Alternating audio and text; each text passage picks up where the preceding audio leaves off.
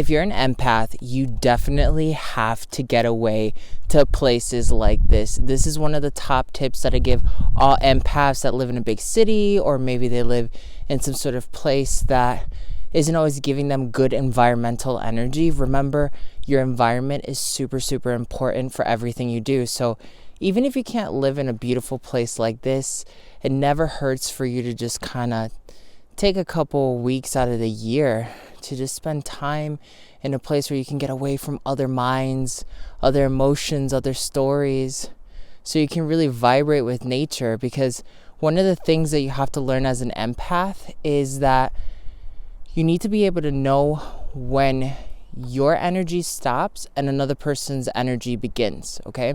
And that's how you're able to create boundaries that don't let you absorb other people's negative energy or feel overwhelmed. The only places you can do that is really in nature, where you can really step away and be far from any other thoughts other than your own. Especially when you're so accustomed to being around so many people, when you're in spaces like this, you can't help but fall in a trance and meditate and really reflect on the next answers that you're going to be unlocking for your journey and your spiritual purpose. One of the things that's really important in any form of shamanism, energy work, anything that you do, is just being able to know that you can't always find the answers with other people. You sometimes actually have to be alone, or in some way, shape, or form in a different energy altogether, which is your environment. One of the things that I experience in Detroit is a lot of like cellular energy, and I also experience a lot of like other people's vibrations and like the technology, the generators, all these other things. And being out here, it's kind of weird because I don't feel any of that. Like, there's no cell here. We're pretty off grid, and there's nobody else on the land for at least 5 or 6 miles, which is insane. And we're up high in the mountains, the Ojai Mountains.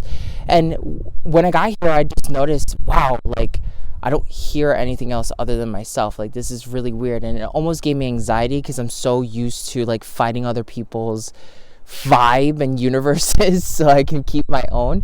And this is just something that's been really therapeutic. And I think like every person, regardless of whether or not you're psychic or you're an empath or you deal with anything like this, I think like if you're really trying to manifest the next level of whatever it is that you're experiencing, you have to make a choice to just front reality by yourself. If you can go on a vacation like this by yourself, if you can just make it happen somehow with your family, where you can really take some time to connect and get off of all the distractions that we normally feel, that's where you can start really seeing new perspectives, because manifestation has a lot to do with your perspective and how you're able to see things. And that's why a lot of shamans are creative, and they paint and they sing and they dance and they try to story tell. They try to really understand themselves via the sun or animals.